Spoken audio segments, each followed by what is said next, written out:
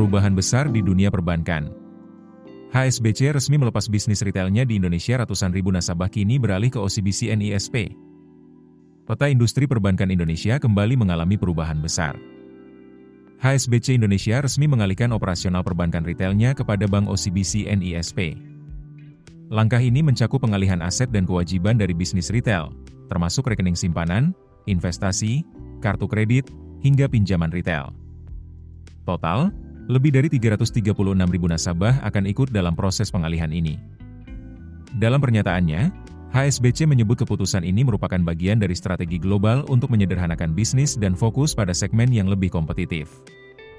Kedepan, HSBC akan tetap beroperasi di Indonesia, namun fokus pada layanan corporate dan institutional banking. Artinya, HSBC akan lebih menargetkan klien korporasi dan mendukung arus perdagangan serta investasi internasional.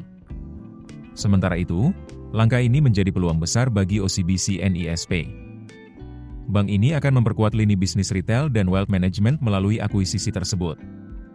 Presiden Direktur OCBC NISP, Parwati Surjaudaja, menyebut akuisisi ini sebagai langkah strategis untuk memperluas pangsa pasar di segmen nasabah premium. Melalui transaksi ini, OCBC akan mengelola aset nasabah hingga Rp89,8 triliun. Nilai tersebut terdiri dari investasi sebesar Rp58,2 triliun dan simpanan sebesar Rp31,6 triliun. Tak hanya itu, portofolio juga mencakup pinjaman retail sekitar Rp3,6 triliun. Dengan tambahan ini, aset kelolaan OCBC diproyeksikan meningkat sekitar 25%. Bahkan, saldo kartu kredit diperkirakan melonjak lebih dari 150%. Dari sisi sumber daya manusia, sekitar 1.300 karyawan HSBC Indonesia juga akan mendapatkan kesempatan untuk bergabung dengan OCBC. Kedua bank pun akan bekerja sama dalam masa transisi untuk memastikan proses migrasi nasabah dan operasional berjalan lancar. Proses pengalihan ini ditargetkan rampung pada paruh pertama tahun 2027, dengan tetap menunggu persetujuan regulator.